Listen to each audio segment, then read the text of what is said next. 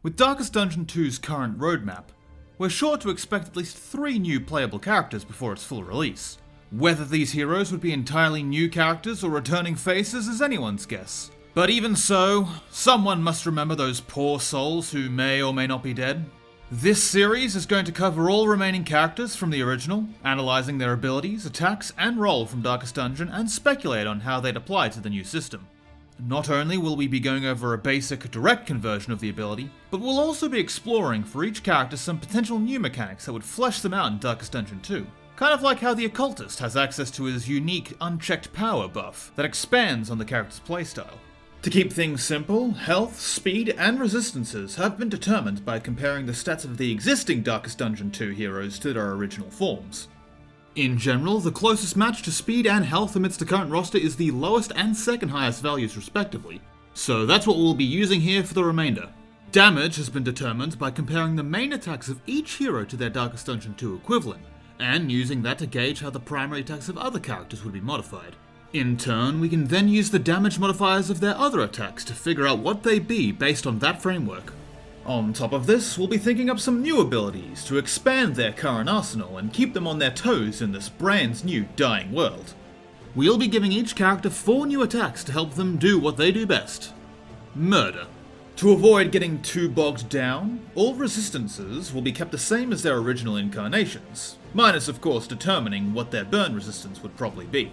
Also note that we'll be focusing primarily on the moves in the main game and not the butcher's meat processing plant. Circus. Although it will be considered when making the modifications to existing skills, they won't be directly compared over their base game equivalents. But let's cut to the chase and take a gander with our first contestant, the Arbalest. The Arbalest is a backline, big cheese, big shot damage dealer known for her ability to deliver pointy death to her enemies, along with a range of useful debuffs to apply, really making them quiver in fear, even though bolts aren't stored in a quiver. Although having a relatively low base speed and a general inability to hit the front position with her more powerful attacks, she more than makes up for it with her ability to tear those back positions to shreds. At first glance, it's easy to see that the Arbalest could make the journey to Darkest Dungeon 2 with minimal alteration, changing some of the debuffs to tokens, the heal to a threshold, and turning marked bonuses into combo bonuses. All in all, it wouldn't be too hard to do a simple conversion and call it a day, but where's the fun in that? To spice things up, we're gonna have to come up with something special for her, that puts a spin on her character archetype and gives her a new unique use in Darkest Dungeon 2. Historically, the crossbow and its cousins were accurate, powerful weapons that had more stopping power than traditional bows, but in exchange had to deal with a clunky reload between shots. Already this fits the Arbalest's MO pretty nicely, so let's expand on this by introducing a positive token that reflects the maintenance required in keeping this equipment in working order, while also changing her playstyle to favour a trade-off of time for power. So let's call these positive tokens Crossbow Condition. Unlike the Occultist's unchecked power, this token would not stack or harm the Arbalest. On the other hand, it would forcibly be consumed upon your next ranged attack, meaning getting the perfect setup is a must. Some skills would be dedicated to providing this token, while other skills would be able to provide it when certain conditions are met, be it the combo debuff or the skill is upgraded. As a general rule, this token would only be consumed when using a crossbow damage skill and provide a damage modifier of 1.25. This would stack with the strength token, promising a huge amount of damage concentrated into a single strike. Additionally, some skills would receive an added bonus should they be used when this token is present, improving their utility. But we can speculate on that bridge when we theoretically get to it. So, to fill that crossbow-shaped hole in your copy of Darkest Dungeon 2, let's begin with the Arbalest's bread and butter, the Sniper Shot. The Sniper Shot initially could be used from positions 3 and 4 and would allow you to rain spiky death on all but the front row, like some kind of backwards splash zone at the Sea Urchin exhibit. As to be expected for their normal attack, there isn't much of a change needed. Outside of damage and crit chance adjustments for the upgraded form, all we'd really need to do is change the word marked with combo and we're set. Keeping in line with existing trends for basic damage attacks, only a single bonus would be added with combo, so we're going to go with damage. Additionally, it's for this reason that we won't be incorporating any additional effects from our custom token here. Next up, Suppressing Fire. Suppressing Fire was a high-quality skill that could target the back 2 positions for low damage while also fighting the good fight by lowering their accuracy and crit chance. On its own, this skill could simply be translated to apply the blind debuff to the 2 back positions and remove any crit tokens they have. In a buffed form, having it immobilize the back 2 rows would provide some extra utility that can't be found elsewhere.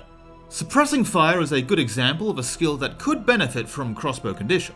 In this case, using the token for this attack would provide the increased damage bonus, as well as also applying vulnerability to the doomed fools in the back row, further improving the utility of the skill. The skill Bowler was another highly useful skill available to the Arbalest that would deal a small amount of damage to the 2 front positions, while also pushing them back, allowing them to become pincushions later on. With a small cooldown to ensure this skill isn't too exploitable, we could make the Arbalest the star of position control by following up the knockback with a chance for an immobilized token. The Bowler skill is another skill with the potential to receive additional benefits from crossbow condition. In this case, the knockback amount would be changed from a 1 to a 2, and the chance for immobilize would double, essentially pulling the old switcheroo on the 2 front and back positions, and messing with their formation. It would definitely be a more efficient way of dealing with those devious abominations that like to deal damage up close.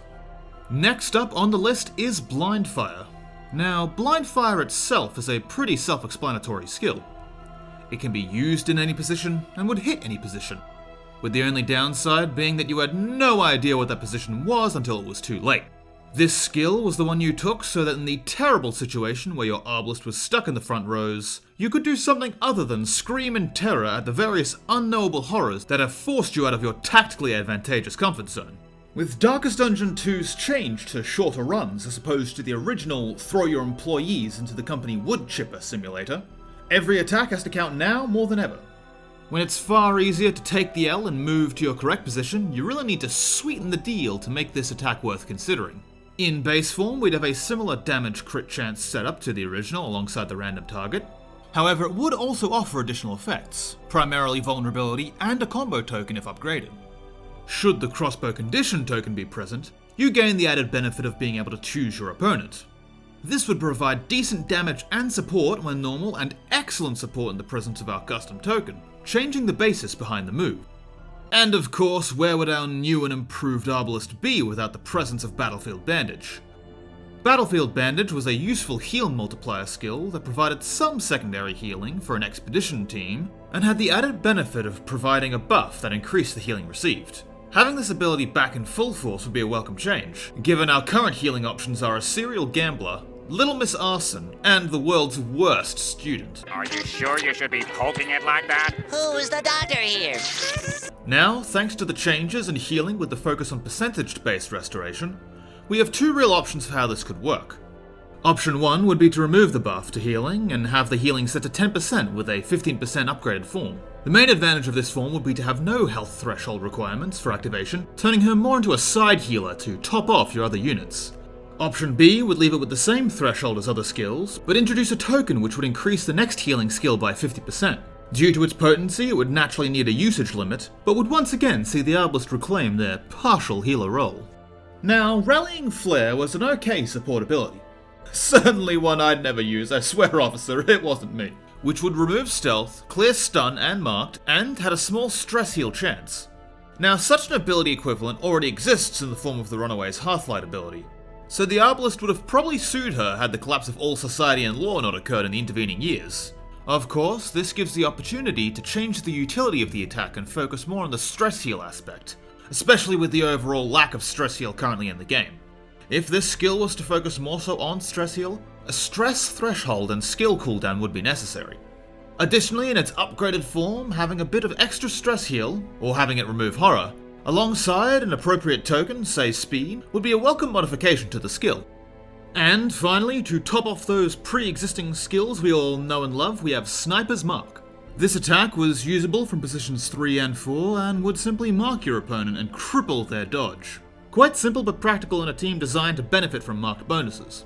Of course, this is another skill that needs a serious makeover, since such buffs are no longer based on a fixed number of rounds. For this move, we can reforge this skill by combining the effects of Weakening Curse and Vulnerability Hex to create a skill that ignores dodge, removes dodge, and adds a combo token to the enemy. In a buffed form, we can use it as an additional source of our limited edition gold-plated crossbow condition token. Here it could be set up such that the token can be provided when certain conditions are met. Should the enemy have no combo token, it would simply behave as normal. However, should your poor excuse for a Human Torch cosplayer already have the token, you're instead treated with the crossbow condition token, essentially giving the skill a dual purpose. So, now that all the pre-existing abilities are out of the way, we must take the plunge into the great unknown that is potential new abilities. On average, each Darkest Dungeon 2 character has 4 new abilities. Pay no mind to the pyromanic statistical outlier. So let's do the deep dive and see what we can come up with. Naturally, we shall be incorporating the crossbow condition token into these ideas to make it flow with what we currently have. Speaking of which, the first ability looks into exactly that. Much like how the Hellions' Raucous Revelry skill has been anamorphed from her Revel Campfire skill, this potential skill has been derived from the Arbalest's Restring Crossbow camping ability, which we shall fittingly call Restring. This would work well as a consistent source of the token. Naturally, like Chaotic Offering, it would need a reasonable cooldown to prevent it from being too exploitable. In its base form, this skill would provide the crossbow condition buff alongside a quickness buff, allowing you to prepare yourself for the next turn with the Arbalest going first in mind. As an upgraded ability, the cooldown would be reduced and you'd get yourself an Immobilize token to ensure you remain firmly rooted in your desired position. A skill like this, which gives you our new token, no strings attached, or perhaps just one string attached really, would certainly let you shatter spines with other attacks and put the Cairo back in Cairo Ballista. With the amount of Darkest Dungeon 2 skills dedicated to movement, it's only fitting that the Arbalest would get one for herself. In this case, we shall accomplish such a mighty feat with the skill Retreating Strike. This melee attack for the Arbalest would favour utility over damage, providing not only a means to move backwards, but a source of dodge for the Arbalest as well. In a buffed form, such an attack would pump out just a bit of extra juice, and also provide an upgraded dodge token. While not overly flashy, such an attack would prove useful in expecting a scuffed shuffle, or in the event that your Arbalest is locked out of ranged attacks. Looking at you, Bolt of Lamentation! I've given you a pass so far with how weak ranged attacks generally are, but you better not touch my girl if she gets back in, you edgy bundle of wheat. New ability number 3 would be a heavy-hitting attack similar to the Hellions' The Howling Ends that we'll call Ballista Shot. Keeping in line with other classes mainly designed to be damage dealers having a no-holes-barred attack, we can't let our girl miss out on the fun. In its base form, it would be slightly stronger than Sniper Shot, although without the increased damage when a combo token is present. This ability would force you to gain weakness and vulnerability when you use it alongside a reasonable cooldown to ensure it doesn't become too broken. However, such an attack's true power would be shown in the presence of the crossbow condition token. Should you wish to take your time and set up that perfect shot, or if you just want to go big brain and use Encore, then the attack will gain the power to burst through the poor sod in the position right before your actual target, essentially dealing 2 hits for the price of 1. Final ability would be a skill called Raider's Shot. This attack would deal some minor damage, but more importantly provide the Arbalest with some minor burn DOT capabilities. Essentially, the Arbalest would be able to rain fire down upon one of the 3 back positions, doing light damage but applying burn to the opponent for 3 turns. In its upgraded form, we'd see the usual increases of damage and crit chance, as well as an increase in the amount of burn it applies. With the crossbow condition token present, however, the attack would have the added bonus of applying some controlled burn to the square. Now how does it feel to have something stolen from you, runaway? Haha! With the downside of a bit of daze and a light cooldown, such a skill would provide an extra source of useful burn to the game and allow us to truly light up the night. And there we have it. A retooled, speculative look at how the Arbalest could function in this new, crumbling world of trees, cannibalism, candle wax, and of course the friendly fish people. Let me know in the comments what you think of this possible Arbalest setup. Too overpowered? Underpowered? Would you keep the new potential token as it is, or reinvent the Arbalest in another way? Either way, I'd love to hear it. Next time we do this, we'll be looking at everyone's favourite man and dog combination, Shaggy and Scooby, I mean the Houndmaster. Thank you for watching, and as always, remind yourself to subscribe here and follow on Twitch for more ghoulish horrors.